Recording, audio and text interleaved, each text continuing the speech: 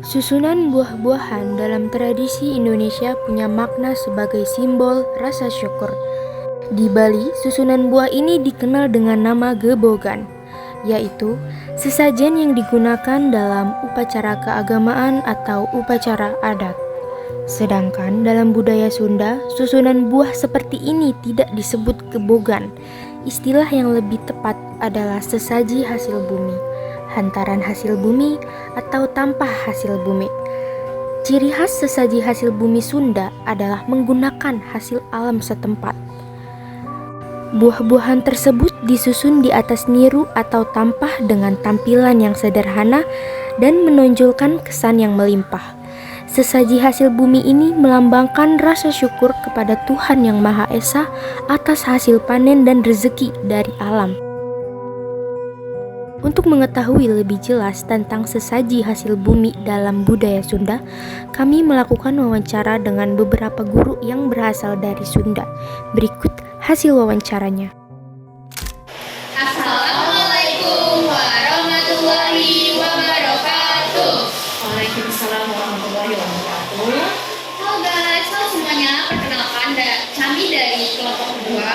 Jadi kami itu akan mewawancarai Bu Eva tentang gebogan dari adat Sunda.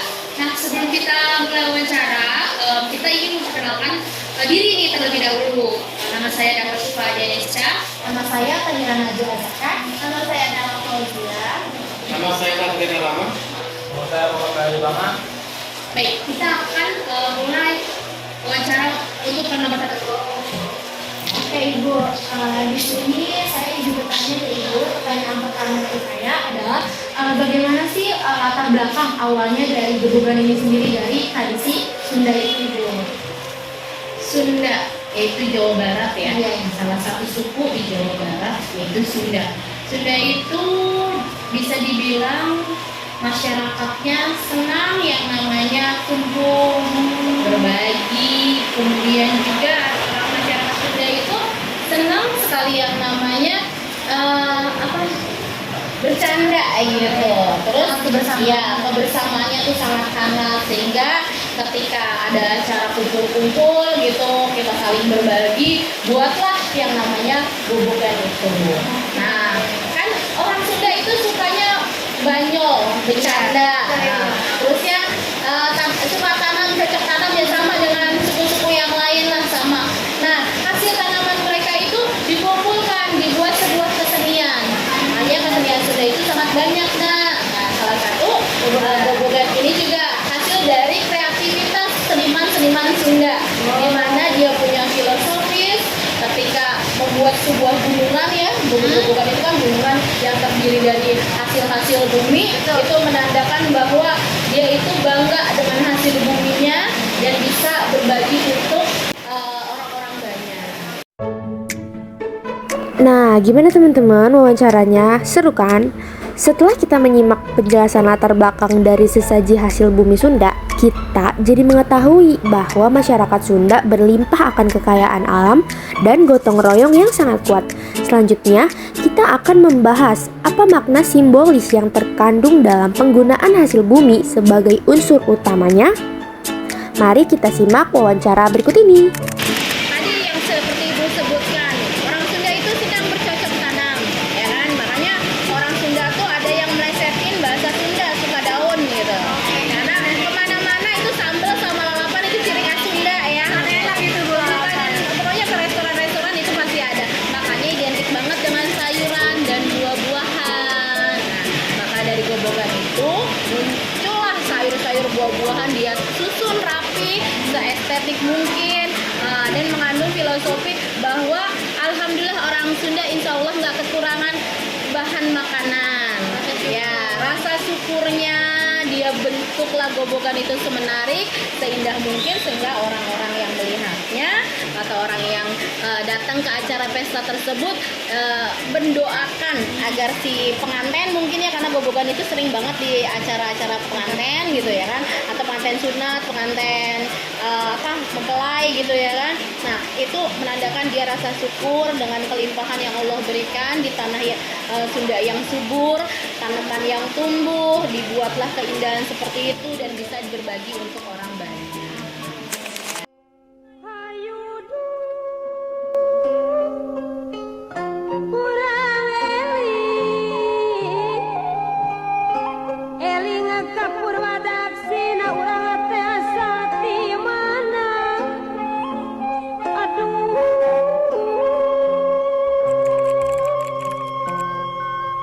Yang pertama itu apa yang dimaksud dalam gebogan nih Bu, dari secara Sundanya, dari masyarakat Sundanya itu sendiri? Ya, kalau menurut pemahaman Ibu, gobokan Sunda itu merupakan susunan dari hasil bumi berupa buah-buahan, terus kue-kue, sayuran atau sebagainya.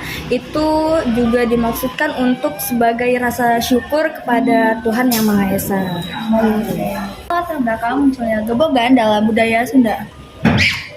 Untuk latar belakangnya ya, itu budaya Sunda itu kan berawal dari kebiasaan masyarakat agraris yang menjunjung tinggi rasa syukur atas hasil alam yang sudah dihasilkan, yang kemudian diwujudkan melalui penyusunan itu tadi yang seperti buah-buahan, sayur-sayuran ataupun kue-kue gitu, untuk dilakukan sebagai biasa juga dilakukan saat upacara adat.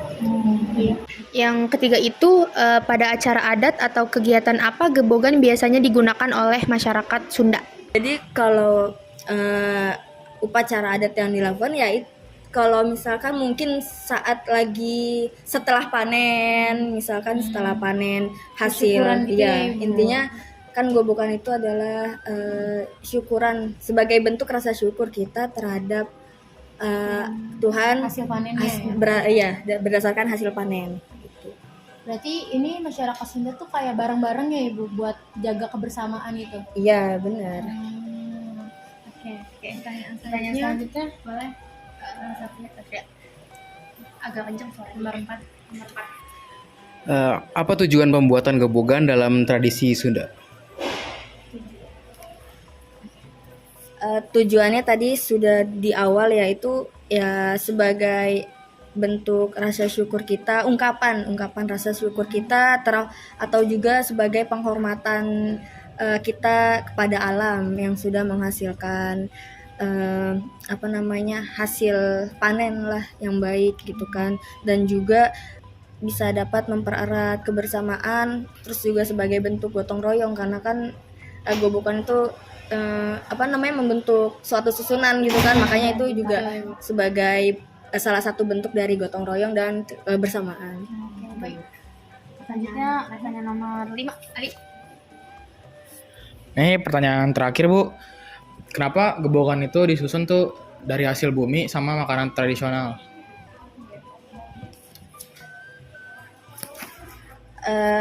Alasannya itu karena hasil tersebut kan melambangkan sumber kehidupan, terus juga kemakmuran dan hubungan harmonis antara manusia, alam, dan Tuhan gitu.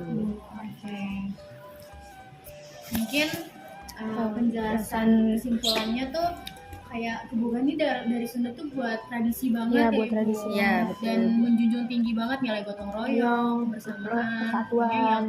ya dilihat dari susunan buahnya tuh harus dan- rapi. ya kan, Harus rapi, makanannya gotong royong untuk menyusun. Iya, benar. menyusun. Iya. Oke, mungkin segitu aja. Mungkin segitu aja wawancara kepada Bu Fadika. Terima kasih atas wawancaranya, udah meluangkan sama-sama. waktu. Kami dari kelompok 2 izin undur diri. Wassalamualaikum warahmatullahi wabarakatuh. Waalaikumsalam warahmatullahi wabarakatuh. Nah, jika teman-teman sudah menyimak video wawancara tadi, pastinya teman-teman sudah mengetahui dong apa arti dari gebogan Sunda itu dan latar belakangnya. Selanjutnya, kita tidak hanya mengetahui latar belakang, tetapi kita juga harus tahu apa makna dari tumpukan gebogan itu sendiri, mulai dari buah, sayur, kue-kuehan, hiasan-hiasan lainnya. Yang pertama itu ada buah-buahan yang memiliki makna sebagai rasa syukur dari hasil panen dan simbol kemakmuran dan keberkahan. Selanjutnya ada sayur-sayuran dengan makna sebagai lambang kesederhanaan dan kehidupan sehari-hari dan simbol kerja keras dari para petani. Selanjutnya itu ditumpukan ke atas itu ada kue tradisional kukus yang memiliki simbol kebersamaan dan tradisi turun-menurun. Kue kukus sering dianggap sederhana dan rumahan yang melambangkan kesederhanaan dalam budaya Sunda.